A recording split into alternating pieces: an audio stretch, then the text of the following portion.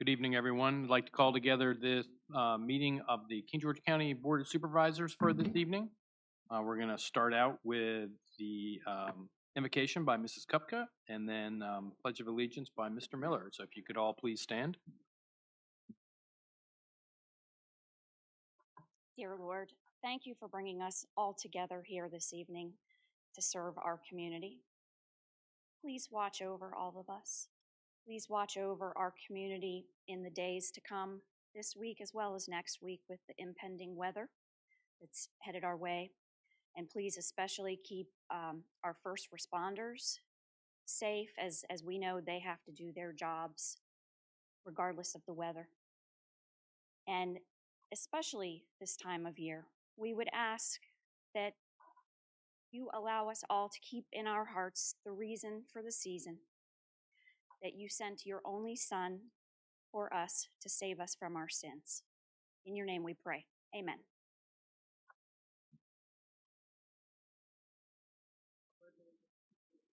Pledge allegiance to the flag of the United States of America and to the republic of which it stands, one nation, under God.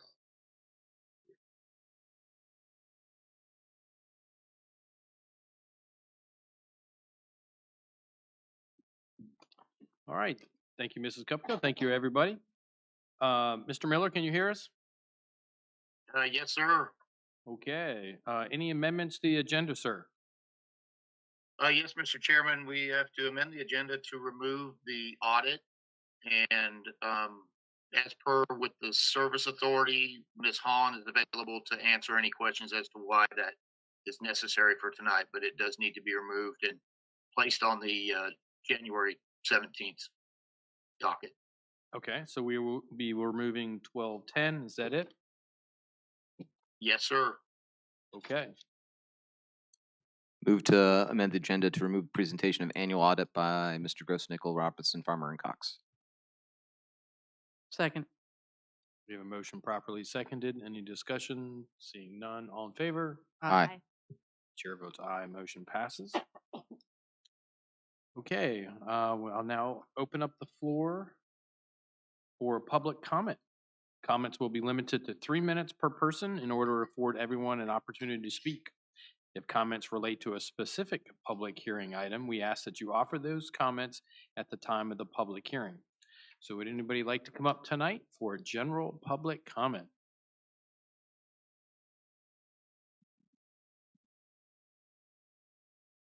Good evening, Anthony Stats, 9007 Clare Street.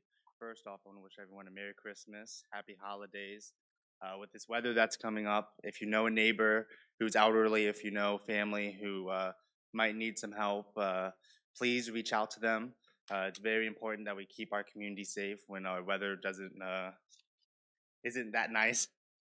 I also want to say that next year, budget season, coming up, let's remember the governor has asked us, the local municipalities, to lower taxes.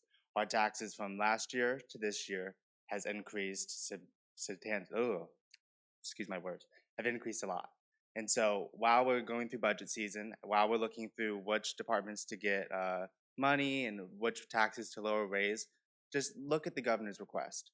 Look that he's looking at, for all of us to lower our taxes from Fairfax to King George. All localities really need to start addressing local problems, and not all of that can be addressed by raising taxes and giving money out.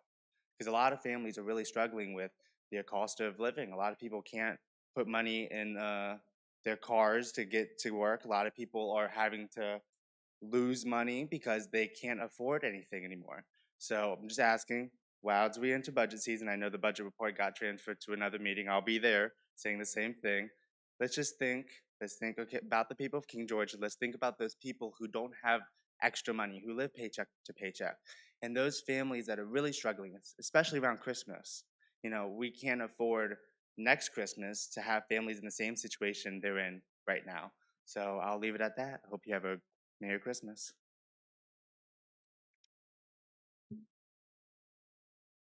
Thank you, sir. Anyone else for general public comment?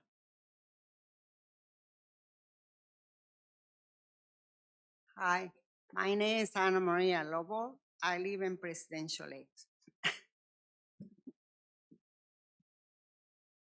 Hi, my name is Ana Maria Lobo. I live in Presidential Lakes.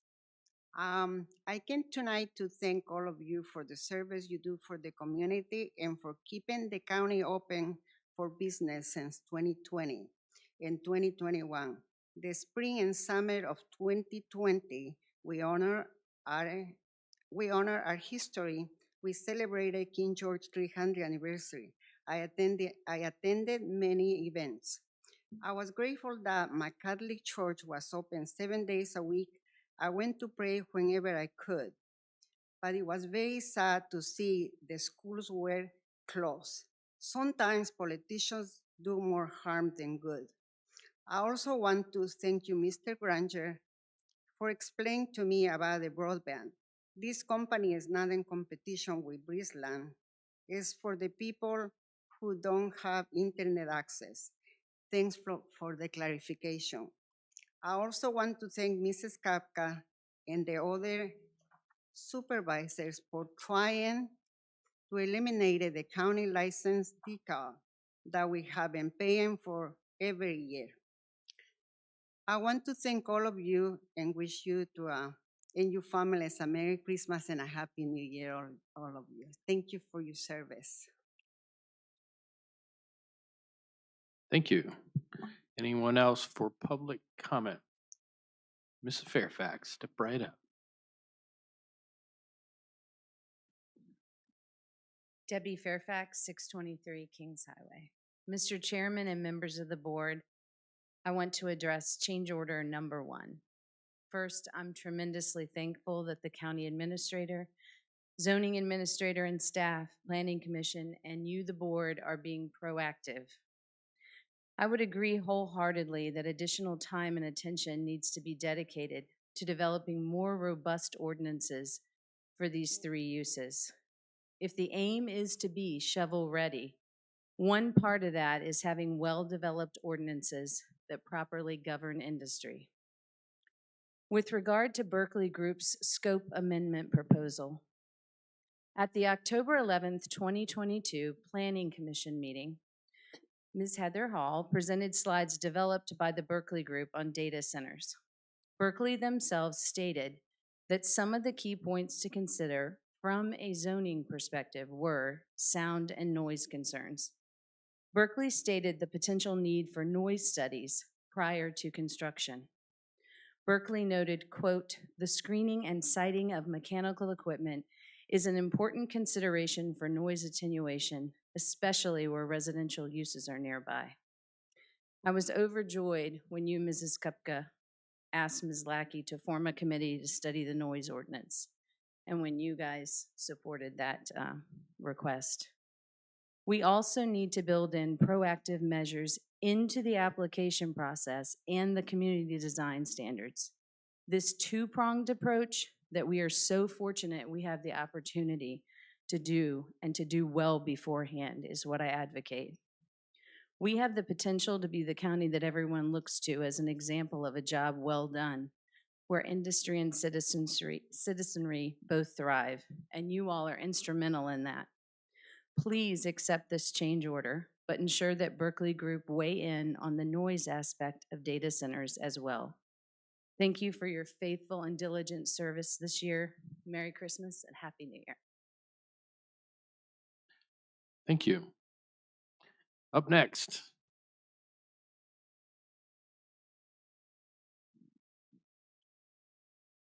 Todd Fairfax, 623 Kings Highway. Good evening, Mr. Chairman and members of the board. First, I'd like to thank you, Ms. Kupka, from the last board meeting for seeking clarity from the county attorney on the noise ordinance in the county code, seeking consensus from the board on standing up a working group on the matter, and acknowledging the many stakeholders interested in seeing this matter addressed. Thank you, Mr. Collins, for noting the noise ordinance is just not adequate the way it is now and agreeing that it needs to be revisited sooner rather than later. And thank you to the board as a whole for agreeing to Ms. Kupka's request. Establishing before the fact noise ordinances and aligning them to after the fact enforcement provisions is absolutely necessary to govern the noise impacts of data centers and we look forward to the outcome of that working group. Next, I'd like to say how thrilled I am to see change order number 1 for zoning ordinance update on the agenda tonight. I'm grateful that we are giving a second look at ordinances for data centers, power plants, and battery storage. The additional time and energy will be well worth the effort to make sure we get these uses correct from the beginning. As mentioned in prior board meetings, it is very difficult to control what a corporation does once they're in place and operating. This second look will be instrumental in the county getting these ordinances correct so that data centers can be governed well. Please do accept this change order. And finally, I'd like to wish you a Merry Christmas, Feliz Navidad, Joyeux Noël, Bon Natal, and a Happy New Year to you and yours. Thank you for your attention. Thank you, Mr. Fairfax. Anyone else for public comment? Mr. Lynch.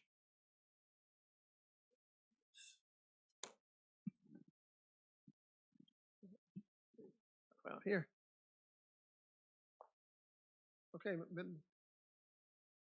Mr. Chairman, James Lynch, 8263 Oakwood Drive, King George. I wrote you guys an email this afternoon. I actually I laid a copy of it on the dais. I believe in multiple modes of reaching out. So I'm not going to read the whole email, but I would like to talk just at the high level what we have here. As you know, I'm here often discussing the railroad trail. One of the things that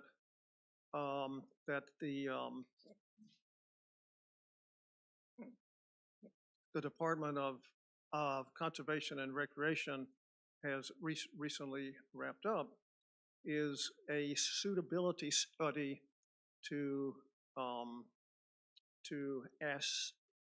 assess whether the railroad trail is suitable to become a part of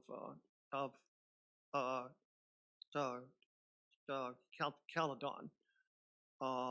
We were extremely pleased and extremely gratified that the conclusion was that yes, it is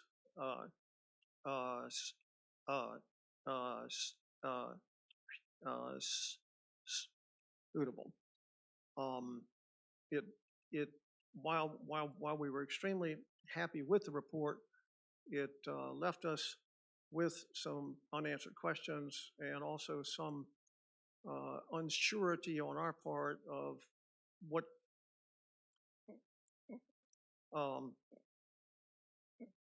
happens now.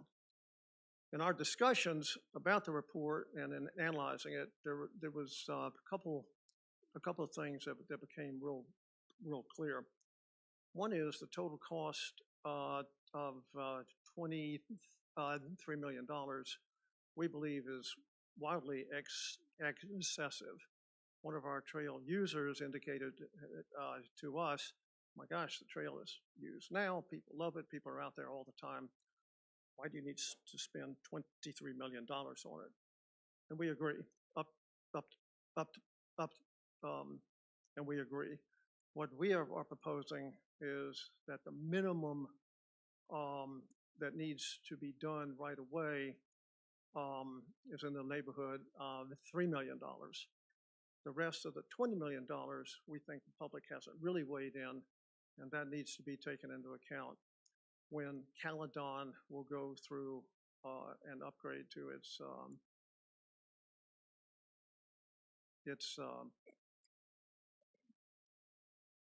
master plan.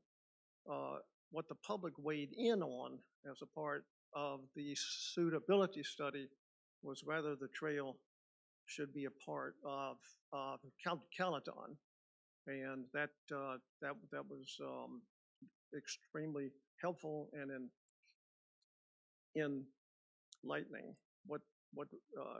And in fact, in general, the public was in favor of it. What the public did not weigh on, because they weren't asked the questions, is what improvements would they like to see on the trail? Would they like to see it paved? Would they like to see it gravel? Would it, what? They weren't asked that question. The proper place to ask that question is a part of a revision of the Caledon Master Plan. All right, Mr. Lynch, I'm done. your timer is long gone. It just, they didn't buzz you, but I just happened to look up and Thanks, there it was. Mr. Dines. Okay, I'm done, but that's it. Okay, Yeah, thank you. appreciate everybody. Thanks, Very- sir. Anyone else for public comment tonight? Seeing none. Mr. Dines, anyone online for public comment?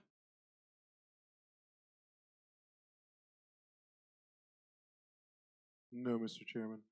Okay, anybody get any correspondence for public comment? Nope. Mr. Chair, could I enter Mr. Lynch's email into the record of the meeting? Sure. Thank you.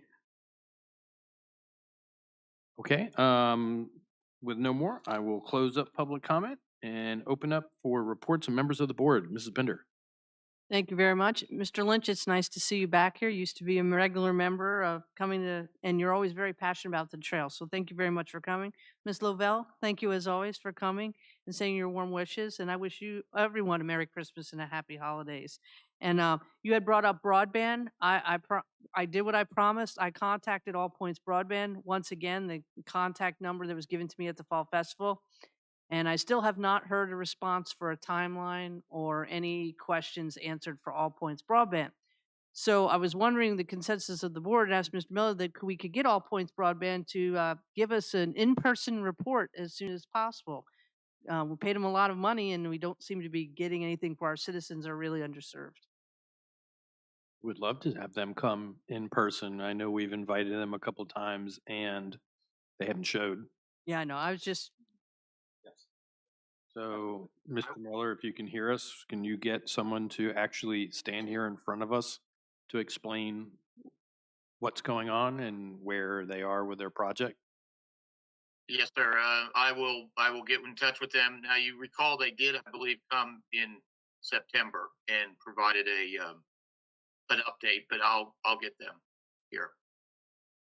Okay, Get them as soon as I can get them on the agenda. I mean, I can try to get them scheduled for the next regular meeting, which will be the 17th, and if not, it'd be sometime in February or perhaps a work session, even if you needed to do something like that. But I'll be in touch with them. yeah, that'd be great. Just make sure it's a warm body Yes, sir. here in the building. Yes. All right, thank you. Thank you, and thank you to the board and Mr. Miller. I specifically asked for a timeline of when they will be providing services. And one other question that Mr. Baird brought up when he was here, those that have granted access to their property to put the lines in that are needed now can't even get service, and they don't have service. So it just seems kind of, I understand there's grants involved, but I'd just like to ask them that question in person. So thank you for that. One other thing, I want to thank all the groups. I went to Christmas parties this week, and I want to especially thank the staff for the wonderful employee Christmas party this year. Thank you very much. Now, it was Mr. Metzer. Did I get that pronounced the last name right? Thank you. Your first time. Thank you for putting on a nice organizing it for us.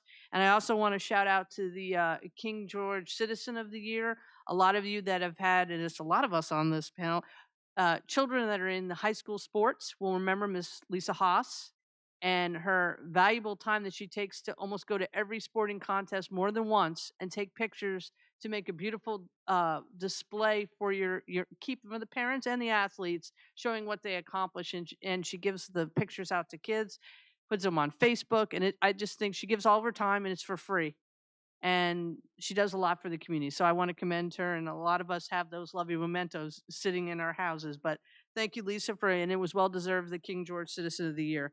I also attended the Ralph Bunch Alumni Association. It was wonderful to see all the alumni there, including a gentleman, and Ms. Cupkin can remind me if I got it right, he's 94 years old. I think he's the oldest alumni.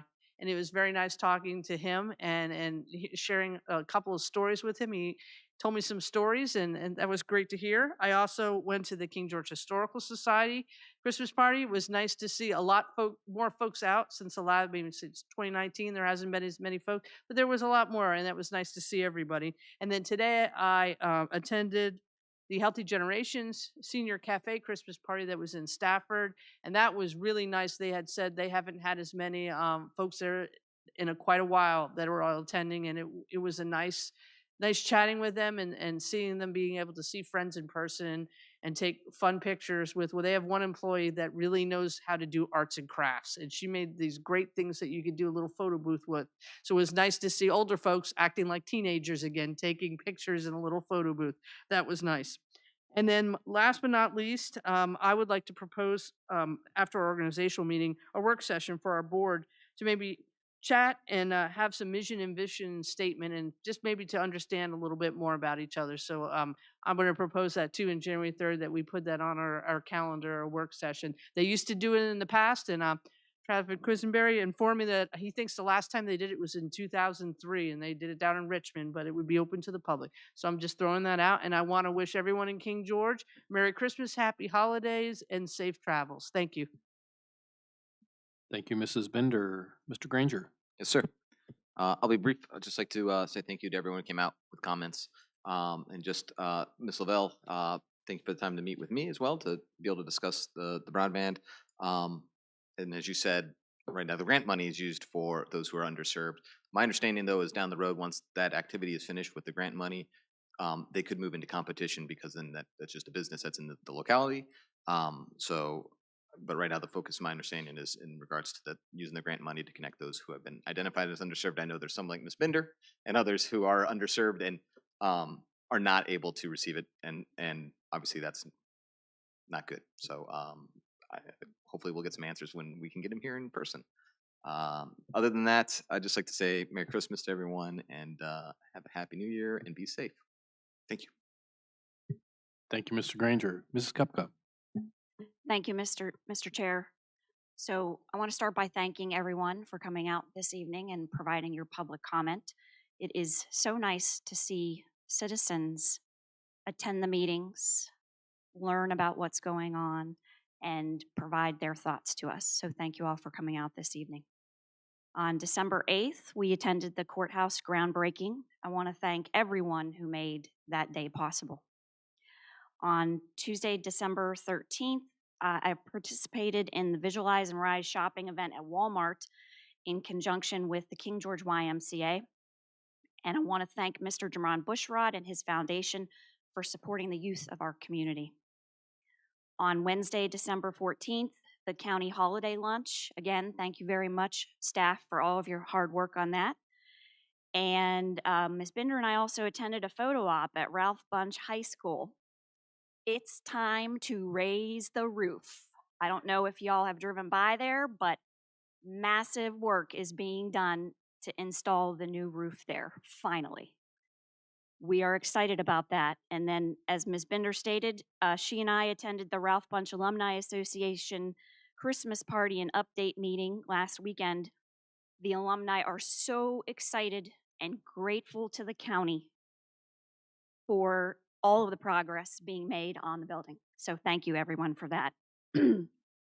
Last night, I attended the Department of Social Services Administrative Board meeting. I see one of my colleagues on the board, Sergeant Major Frank, is here in attendance. Thanks for coming out tonight, sir. So on Tuesday, December 13th, I dropped off the Christmas gifts that my employer committed to providing for DSS's holiday program. And it was overwhelming to see the support of our community. I want to thank all of the volunteers and staff who made this event happen, and thank you to our community for your generosity. This year's DSS holiday program served 284 citizens for Thanksgiving and 305 citizens for Christmas. I want to thank the volunteers, especially the King George Garden Club and James Madison Garden Club, and Tom and Judy Brooks, who actually physically tilled the property, who helped plant thousands of tulip bulbs on county grounds last week to beautify King George in time for the Garden Club of Virginia Historic Garden Week tour in the spring. And thank you to Bloomia for donating all those bulbs. I would like to thank LaWanda Smith for her service to our community. Her last day as executive assistant was last Friday, December 16th. It's my understanding that she was very private about it, and I understand that, but I think that she deserves our thanks. So thank you to her for her service. She will be missed by all of us. And lastly, on a personal note, for 2023, I wanted to share with you all what my plans are. So my 2023 was written decades ago, literally. My family, we will celebrate multiple major milestones in 2023, and I plan to be there to celebrate with them. Therefore, I will not seek re-election in 2023. I want to thank all of our community, everyone who supported me in my successful 2019 election campaign. I want to thank all of our citizens who remain engaged. I see a couple of you are here tonight that have come out and attended my meetings at the library. I appreciate you all doing that and asking questions and staying engaged. I just want to thank everyone for their support. I want to thank our wonderful staff for their hard work. And I especially want to thank my family for their love and support. So with that, Merry Christmas, everyone, and Happy New Year. Thank you, Mr. Chair. Thank you, Mrs. Kupka. Mr. Collins. Good evening. Thank everyone for coming. Good to see everyone. Merry Christmas. Before I let it slide, I would like to nominate Mr. John W. Windsor Jr. to the Landfill Advisory Committee. Second. All right, we have motion properly seconded. Seeing no discussion, all in favor? Aye. Chair votes aye, motion passes. Thank you. So your Landfill Advisory Committee is now full for the first time. There's one more? Oh, that'd be great. I had a meeting with Mr. Miller, Mike, the site supervisor, and waste management in regards to some of the things we discussed at the last meeting, including the 21st Amendment. I think that you all will be pleased with some of the things that came out of that meeting and how it will be quite a cost savings to the county. That's not in stone. It'll have to come before the board to get approved. I'm sure that will be in probably mid-January after its legal review. So that's good news on that front. And right into that, Anthony, it's good to see you. And the budget has been on my mind since last year, and the year before, and the year before that. So this will be a new year, and we'll see where we go with that. Ms. Lau, good to see you again. Merry Christmas. I understand you're paying with broadband. I don't understand why they kind of threw us to the side, but maybe we'll get some answers. Fairfax, it's good to see you all again, as always. Now, when you all spoke about the change order number 1 on the Berkeley group, I'm going to address it slightly now and a little bit more later on. I don't have anything against that they're going to do that work, but I think it should have been included in their original money. I watched all the meetings, and that was breezed over with a lot of other stuff. So I think that they've been paid good money to do that and not try to get more money out of the county because it's popular and what's going on. The noise ordinance has been a problem for a long time, and we're finally going to get somewhere with that, hopefully. When we talk about the different noises, and the compliance to these noises ordinances, which will be a little complex, who will enforce it? Will Ms. Hall's office or the sheriff enforce it? The sheriff is a law enforcement officer, and when it comes to corporations and so forth, I don't know if that's their bailiwick to be enforcing noise ordinances. Ms. Hall, I don't know if she'd want me to call her at 9 o'clock at night and tell her that Rick's is really loud. So I don't know if that would fall under her bailiwick. So I think that I talked to Ms. Hall earlier today, and she might have some suggestions in that realm.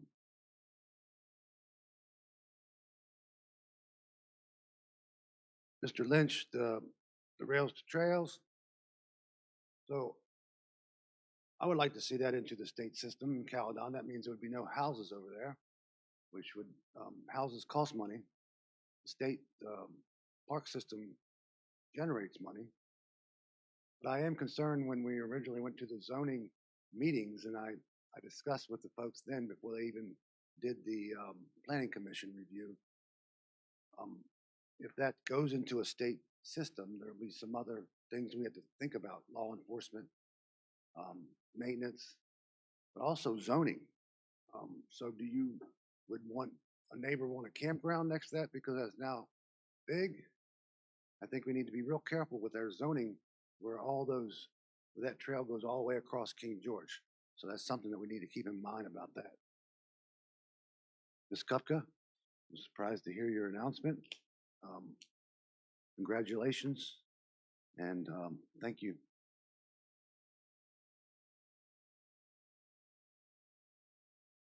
And I'll save the rest for our other ones. My wife asked me to try to make it short tonight.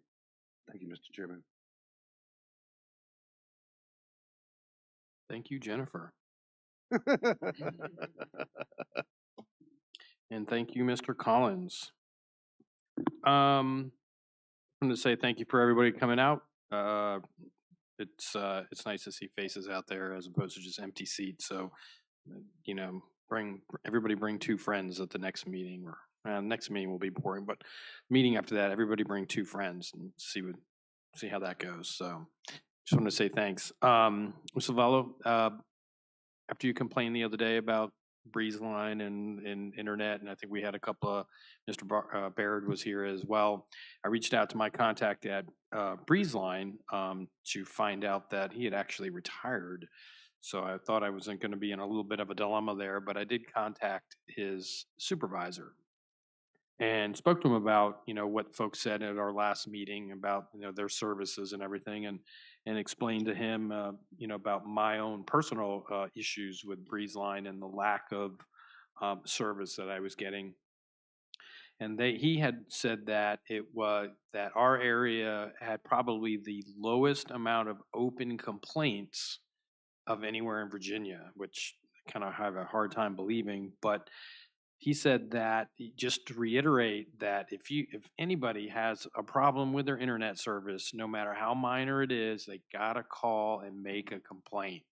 You know, if they're coming here to complain to us, that's not helping.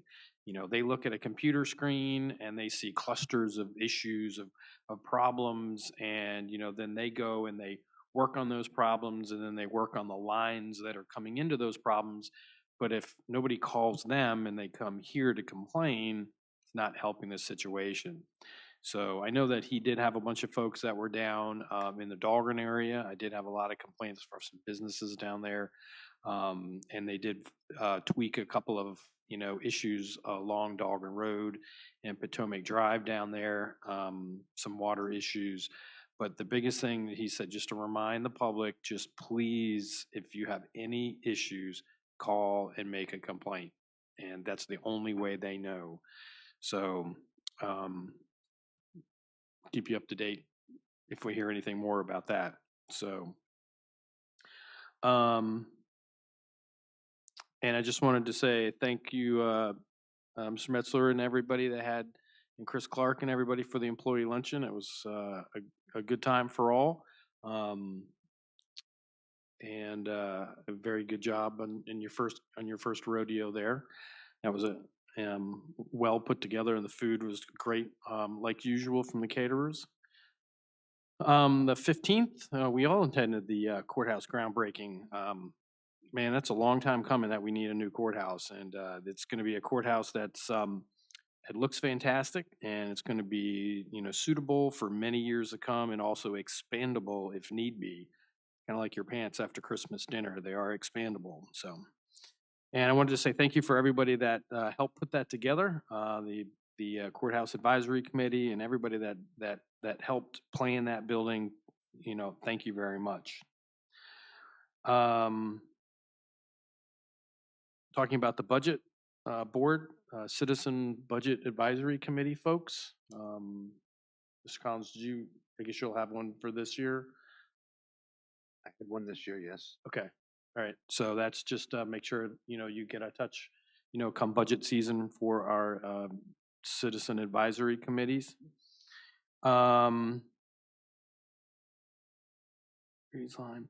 Also remind the public or inform the public, to probably not remind them, that if anybody comes to your house or business that's doing door-to-door sales, I had a personal issue with this week. They need to be, if anybody's coming to your house knocking on doors, they need to be registered with the Commissioner of Revenue. They need a peddler's license to do any type of sales here in King George County.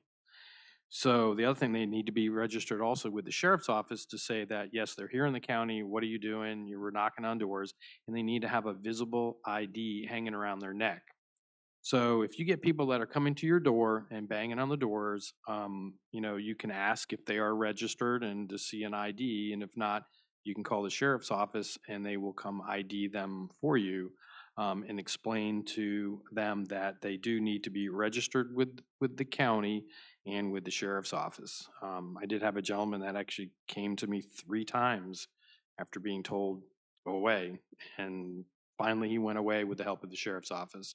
So thank the deputy that helped him see the light for that. So, and I did hear a lot of stuff. There was a lot of stuff on Facebook and on the community forums about these door-to-door sales. So just to remind that, they remind the public that they do need to have that. And I guess that's it. This is going to be my last meeting as chair, and I'll just say thank you, board, for having me be chair, and thank you for, everybody for putting up with my fumbles and stumbles. It's a lot more work than you think it is up here. So I just wanted to say thank you for the opportunity, and we are moving on, and that's it. So we'll close up reports from members of the board and move on to the consent agenda. Move to adopt the consent agenda as presented. Second. All right, we have a motion properly seconded. Any discussion? Seeing none, all in favor? Aye. Chair votes aye, motion passes. Okay, moving on to constitutional officer reports. Somebody from Commissioner of Revenue, or Treasurer's Office, sorry. Good afternoon, Mr. Chair and other members of the board. I am here to read the monthly receipts and expenditures for the month of November. The beginning balance was $36,608,020.51. The receipts are $30,021,764.12. Disbursements, $26,346,141.14, with an ending balance of $40,283,643.49. And that is all. Merry Christmas and Happy New Year. All right, thank you. Anybody have any questions for her? All right, no questions. Thank you. And Mr. Miller, if you could get that into the minutes as well, please. Yes, sir. Okay, monthly cigarette collection and enforcement. I did get an email from Mrs. Hart. She said she was not coming tonight. And I think we have Sheriff Giles online. Sheriff Giles? That's correct. That's correct, Mr. Chair. I'm online. Thank you, Mr. Chair, members of the board. I just want to let you all know that we are in the process of stamping the untaxed stamp cigarettes that we seized and moving forward with the auction for that. But other than that, we've kind of let everything kind of lull a little bit into a sense of security maybe for them before we go back in and do our checking up on the businesses. So having said that, I'd like to wish all the board members a very Merry Christmas and a Happy New Year, along with Ms. Lackey, Ms. Hahn, and Mr. Miller as well. So thank you. All right, thank you, Sheriff. Okay, moving on to report of the county attorney, Mrs. Lackey. Good evening. I do have a few brief updates. On December 13th, Jessica Washington and I participated in an information session that was offered. It was on the opioid settlements. It was given by the finance director of the Opioid Abatement Authority. So we got some good information about forthcoming stuff in the first quarter through May of next year. The opioid abatement authority is going to be in a position to start dispersing some of the funds that went to the state. So for folks who are not aware, the opioid settlements, some of the settlement money comes directly to jurisdictions such as King George, and then in addition to that, some is allocated to the state. Some goes directly to state programs, and some can be reallocated by the state. So they described some of their grant criteria that is going to be coming out in January for award of those funds. And Mrs. Hahn is also aware of some of the expenditure requirements. They're requiring some additional reporting and so you have, if you do get those state funds, there's a few extra reporting requirements that they're requiring of you that I could elaborate on if that's of interest. But they did also mention that a lot of information will be posted and is already posted on the Opioid Abatement Authority's website for folks who want more information about those programs. There's also kind of a white paper, a brief overview of what the opioid settlement funds can be expended for. They were pretty clear that the Opioid Abatement Authority's position is you cannot use funds on a reimbursement basis, for example. So information like that is on their website. They're also doing listening sessions throughout the state. There's information about that on the website as well. And on January 20th, which is the local government legislative day, they're also going to have a Q&A session in Richmond for anyone who's interested in the opioid settlement funds and what they can be used for and what grant opportunities there may be for those. And Mr. Miller already mentioned in his report at the last meeting that a group of us, including Mrs. Hahn and myself, and a number of other folks have been starting to meet to talk about the usage of those funds that are flowing to the county until, is it like until 20? 37 or 47? I want to say 37, but it is a number of years. The money is going to kind of trickle in, although I say that, they said there's a spike. One of the settlements, they have a lump sum they have to pay for 3 or 4 years. So next year is a good year for funding. And then after that, it kind of tapers off. So you have to figure out how to manage your programs when the money kind of spikes and then it levels off. But they're giving advice and information on that. The second thing I wanted to discuss, at least briefly, at the last meeting, Supervisor Bender raised the question of disposal of solar panels in the landfill. And some good information has already been distributed, I believe, through Mr. Miller about what the landfill is authorized to receive as materials. It is not a hazardous waste facility. So in the event that somebody is bringing in panels, they would have to have, manufacturer's specifications and or testing that shows that they don't have lead and that they don't have other contaminants in order to dispose of those. So that, kind of the tip of the iceberg, that's good to know that they would not be accepted, at least unless they were disassembled and removed of the contaminants. But it did lead me to some other good information that I wanted to share with you. In that I did previously distribute in August, the Weldon Cooper Center released a decommissioning report for local governments on things that you can do for renewable energy projects and best practices for decommissioning.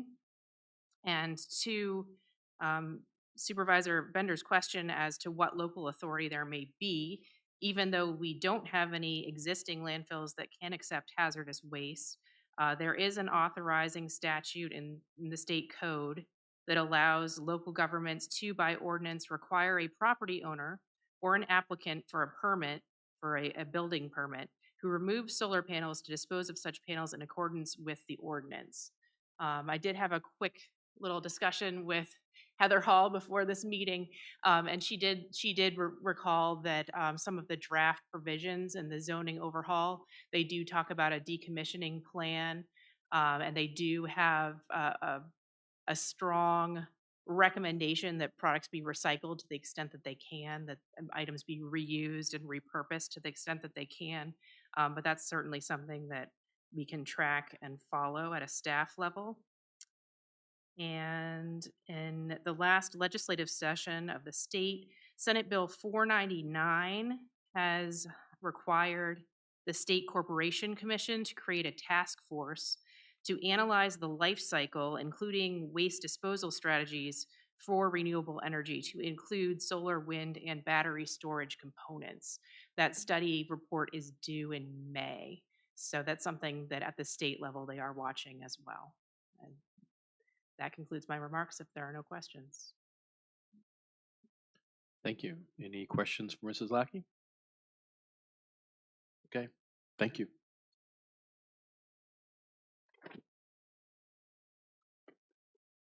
All right, moving on to action items. We have 1211, and I think that's Miss Hall, Department of Community Development, transfer money from FY 2023 scan project budget to community development operating budget. Good evening, Merry Christmas. As you recall, in the last CIP, you granted us $70,000 for our department.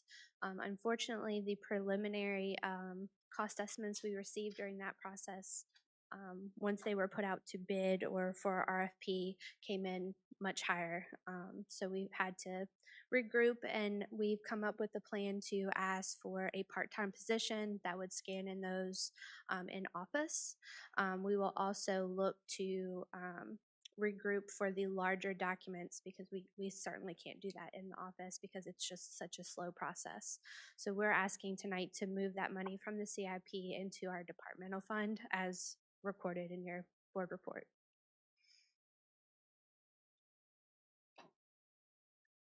Any questions for Ms. Hall? I just have one question. I know the plats, right? The huge.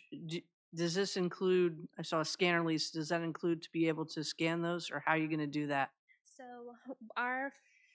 it turned out that this project was actually 3 parts. One is organizing the files so that they could be scanned in an organized fashion, and then removing those large documents so that we could get those put out for an RFP separately so that we could put that into a CIP. We do have a large scanner in our office, however, it is so slow to feed them in one by one. One set of plans could take several hours. So it's just not feasible to do that in-house. I have been reaching out to our engineering firms that we commonly work with, Gateway, the engineering group, Hop Yard, for example, have graciously sent those large plans in so we can hopefully cut down on some of those as well. But this will focus on your regular size 8.5 by 11. So that'll include rezonings, proffers, things like that that we commonly look for. And that would also help with spacing, right? Because then do you have to keep the paper files also? So we do have to keep certain documents forever. So we've also included in this request money for a storage unit, a conditioned storage unit, so that we can keep that off-site.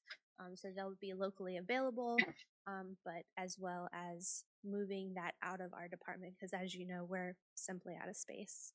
Thank you. You're welcome. Ms. Hall, thank you for coming out. Just to make sure I understand, so I understand it's 2 years to the estimate to execute the work. Approximately, yes. Approximately. So that's fair. Part-time position to fulfill this, and once the activity's done, that position just goes away, is the understanding? That is my understanding. However, as positions become open, we would hope that our investment into that employee would possibly move into a different position that may open up. A permit technician would be a perfect example. Not that I'm allowing any of them to leave, but should a position open. Understood. I just want to make sure this wasn't rolling into a new part-time position that was going to carry on past that. I don't foresee it being forever. This would just get us up to do the bulk of it, and then we would be able to maintain from there. Tracking. I appreciate it. Thank you. Anytime. Anyone else having questions? Yes, sir. So the original estimate of $70,000, where'd that come from? We did put it out for estimations based on, they asked for the size of our file cabinets, how many, and the lengths of our shelving. However, when we put it out for an RFP, part of the requirement was that they had to personally or virtually attend this meeting in which they came and looked at our office and our situation. And that's when those bids came in much higher. What did they come in as? Can I say? I can't say. Yeah, we can't. Significantly. So you didn't accept a bid. You had 3 bids, and so the lowest of the high bid, you can't tell me that?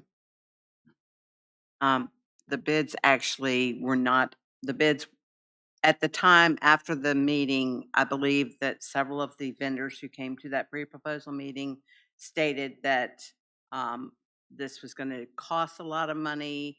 And based on that conversation, and Ms. Pitts could answer that more. I think, for example, not indicating any names for any firms, it was estimated around $350,000 for the work, but that was inclusive of heavy prep work of the files beforehand, the actual scanning of the documents to include those large plats, and then uploading into the Unicity software that community development uses. So the scope of the RFP was huge, and that's what most of that large cost was encompassed in. Where did the $70,000 come from? That was an initial estimate that was gathered by community development just for the scanning of the files. That didn't include prep work. That didn't include uploading into the software. Thank you. So when we put that out for an estimate for the CIP process, those came in with 35 to 65,000. So I did think that I had put myself enough cushion. Turns out it wasn't enough. So here we are.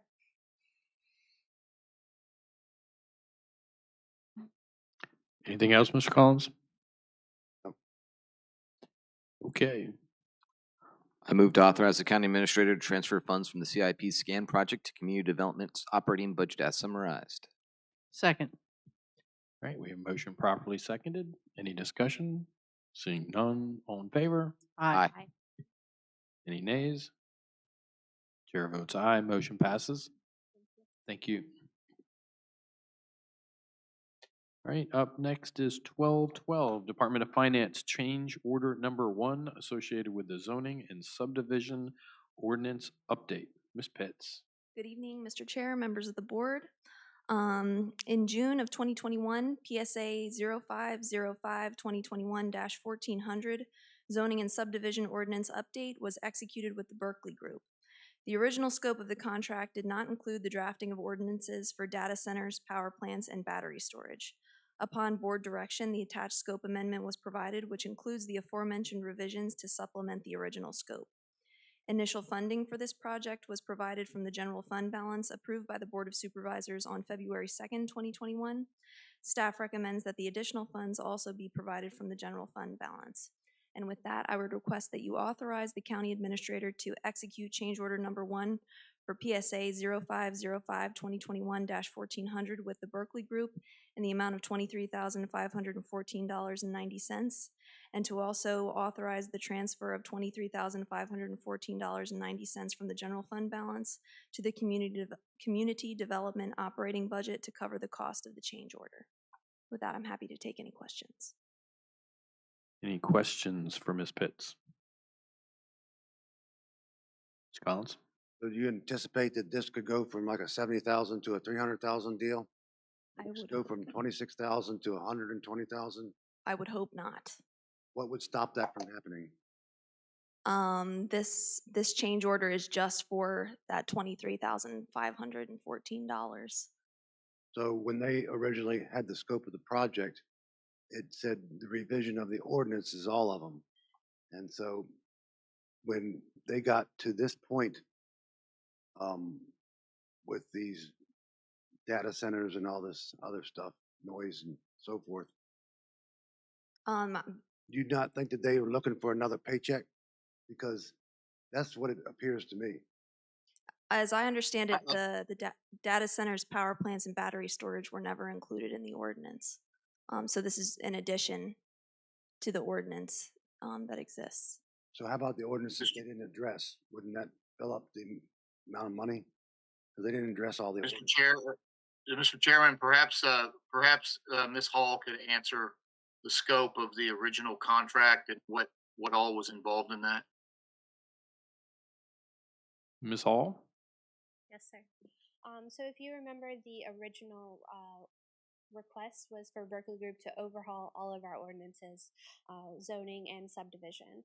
And at that time, they did look at battery storage and data centers as they did all the industrial uses. But this board directed staff to go back and do a more thorough, in-depth review of those particular items. And that's at that time that we reached out to Berkeley Group. Planning Commission did hold a particular night that we heavily discussed data centers, et cetera. And Berkeley Group said that that would be considered a change order, which is what you see before you. So I'm concerned if they'll have change order number 2 and change order number 3, because they're going to come to public hearings and it's going to cost $3,000 for them to show up at a hearing along with their staff, which is enumerated. So that's a big concern. I mean, it's not an open paycheck. I'm making a statement. I'm not talking to you. I'm sorry. I appreciate that. So I'm very concerned about that. Seems like everything is a change order. Everything is, it comes before this board. It's never the amount that they say it's going to be. The companies. So again, we're here again with that same thing. 26,000. You know, add on. I don't know. Sounds a little open ended from what I saw in their proposal. Thank you. Any other questions? I do. Thank you. I agree with Mr. Collins on that because we did the data center. Mr. Granger and I did the data center ordinance, 2018, 19? It was a while ago. So it was part of our ordinances is my point. And, you know, it's give and take. Now we have more information we want to work on it. That should be in the original scope of the contract, not an extra change order. That's their job we give them feedback. They need to, work on it. I just don't understand why it needs to be a change order. My second is also in the scope of work. I think it's on the first page of the scope of work when they have assumptions and they give a list of counties they want to talk to. I have some issues with the counties they mentioned because some of these counties, especially for data centers, they don't even have data centers. So I don't know how you can look at their ordinances and how they handle data centers when they don't even have one, or they might not have a battery storage or a power plant. And then some of these other some of the localities, their data centers or their battery storage might not be near homes or schools. They're in an industrial area. So I would like to know why and how they came up with these particular counties because I do have issues with that part. Thank you. I can't speak to exactly how they came to those localities, but typically we always look at the localities closest to home so that we are comparable and competitive with our neighbors. But then at the same time, we look a little further out. So data centers, battery storage, as you said, not every locality has that. And King George is different. We're not Northern Virginia, but we're also not Mecklenburg County. So we have to look at those and find what works for King George County. So its intention is to give you a little bit of both worlds. Right. It's just in this scope of work, if we approved it, that some of these localities, they don't make sense to me to get a proper analyzing. And I know the Berkeley Group came up with these, so I would challenge some of them, especially Prince William County. We're not Prince William County, but they do have a lot of data centers. But is there a county that you would like to see on this list? I mean, one that I was thinking of is Montgomery County. and not in Maryland. I'm talking about in Virginia. And then Fauquier and maybe Warrington, which is not a county, it's a city or town of Warrington. Because Caroline does not have a data center. No, and I don't think Spotsy does either. Thank you. Yeah. Mr. Collins? So when it comes time to vote, I'll be between a rock and a hard place because we need to pump up our ordinances on these things. But yet they should have included them in the original. So that puts me in a very precarious situation. Do I vote for them because we need it? Do I vote against it because they should have been included in the regular scope of the project? So that's the end of what I had to say. Thank you. Anyone else? Mr. Chair. Ms. So, Kupka? comment and a question. So I see, I'm looking at the contract and it was awarded in the June 15th, 2021 meeting. So is it because I looked at the RFP and the RFP doesn't say we want you to do all of our zoning and subdivision ordinances except these 3. So then that makes me think it should have been included. I'm looking at the contract as awarded, and it doesn't say anywhere in there that they wouldn't do that, but it has a fee schedule. So is it because the fee schedule was adopted based on a certain number of meetings, and for them to do this work that wasn't scheduled, then they're going to charge us more? Correct. Because I also note there's an addendum that says optional services, and one of them was utility scale solar fiscal impact analysis for $6,000. So they had it on their mind somehow. Well, at that time, solar was a very popular question, and I'm sure that's why that $6,000 option was there. Part of, I believe, this change order is because we're asking them to go back and take a second look of what's already been drafted, which is essentially more work. Okay. Yeah, I share the concerns about the increased cost, but it's hard to say no to this. We know we need it. And I agree with Ms. Bender, looking at that list of model policies, they're localities that don't have a data center. So we can do better than that. We can make adjustments. Thank you very much, Mr. Chair. So if we were to vote, would we need the scope of work changed before we vote on this? I would say yes, because it might modify what their cost proposal is. Okay. Then I would say we should table this until those modifications get put in. Second.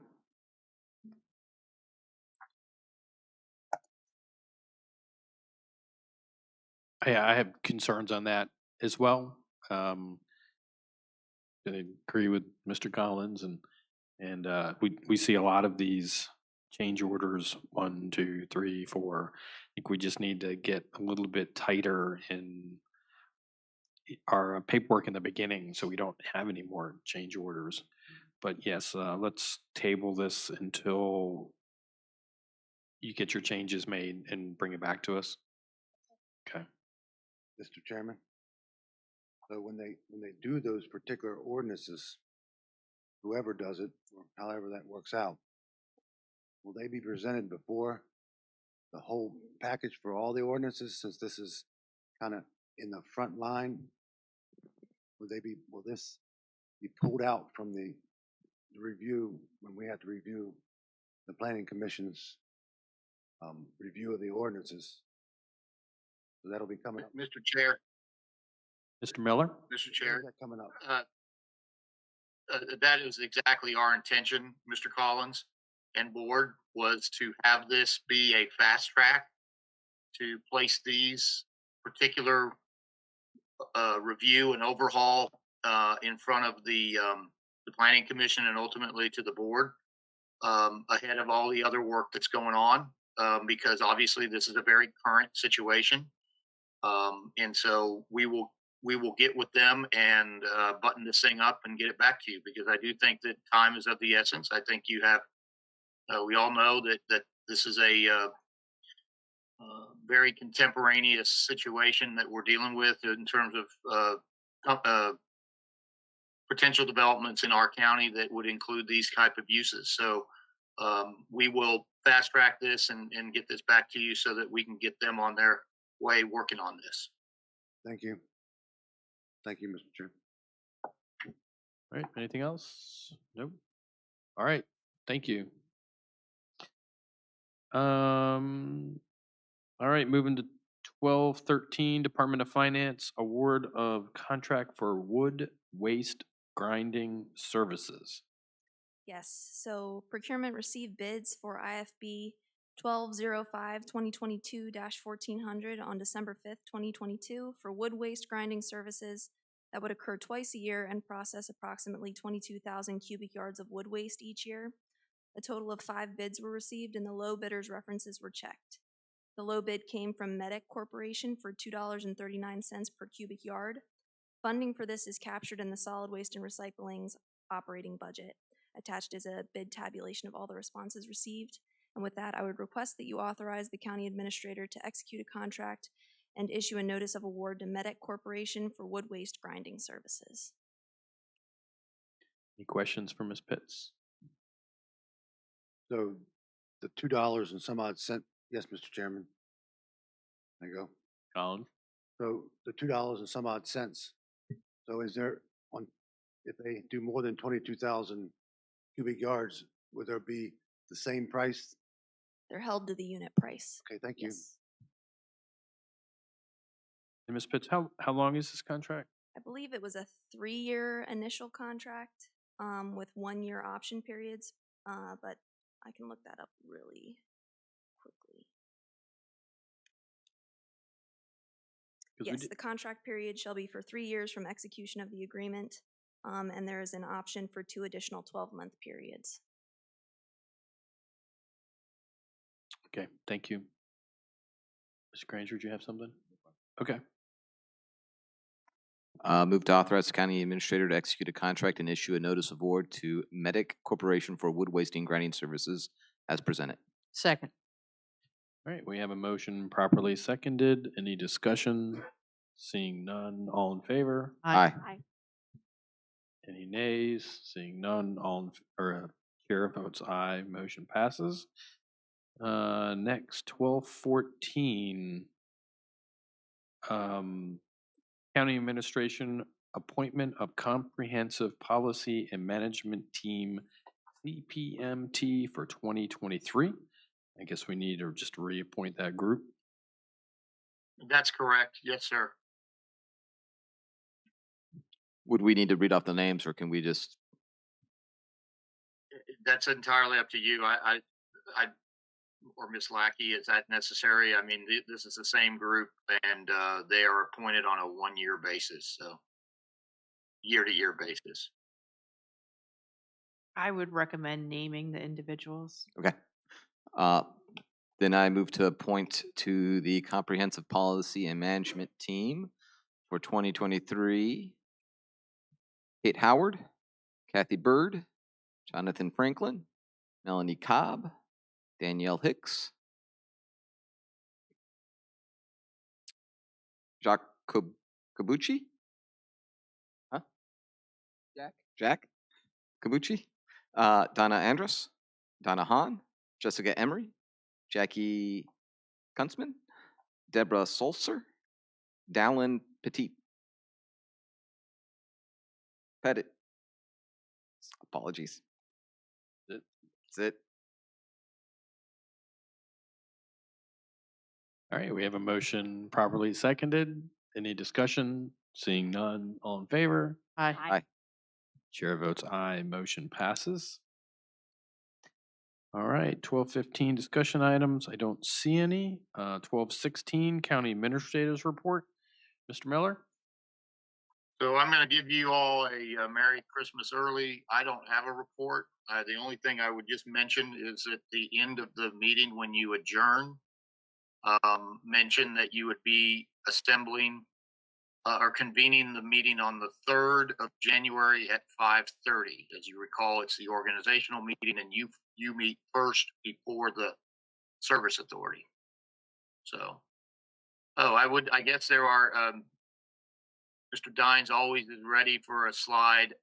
There are employees that obviously need recognition for their December employment anniversaries, and that is up on your screen.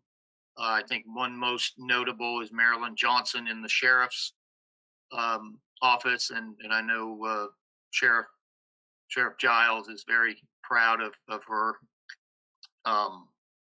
Heather Hall is there. And of course, Chris Dines, who I failed to mention last time. I think he got upset. But those are the folks that have December anniversaries. And that's all I have. All right, any questions for Mr. Miller? All right, no questions, Mr. Miller, thank you. And information item 1217, and I guess that's it. Mr. Granger. I move that the King George County Board of Supervisors convene in closed meeting pursuant to State Code Section 2.2-3711A1 for discussion and consideration of the performance and salary of the county attorney. I invite the county administrator and county attorney to attend as needed because their presence will reasonably aid the board in its consideration of topics to be discussed pursuant to Virginia Code Section 2.2-3712F. Second. All right, we have a motion properly seconded. Any discussion? Seeing none. All in favor? Aye. Aye. Any nays? Chair votes aye. We are in closed session.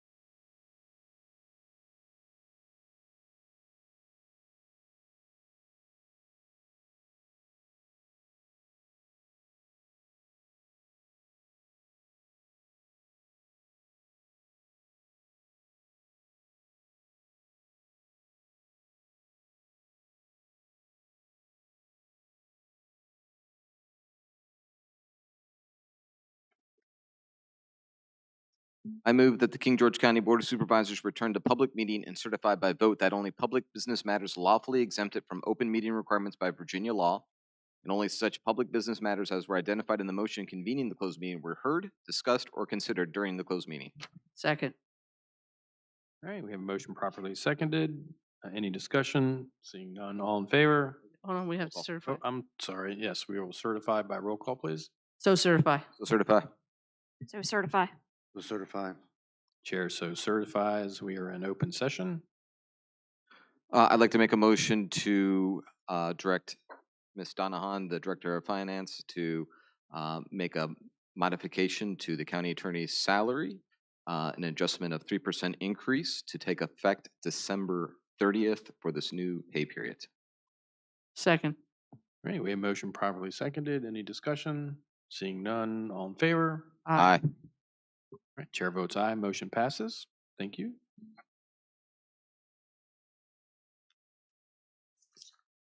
I move to adjourn until Tuesday, January 3rd at 5:30 p.m. in the boardroom.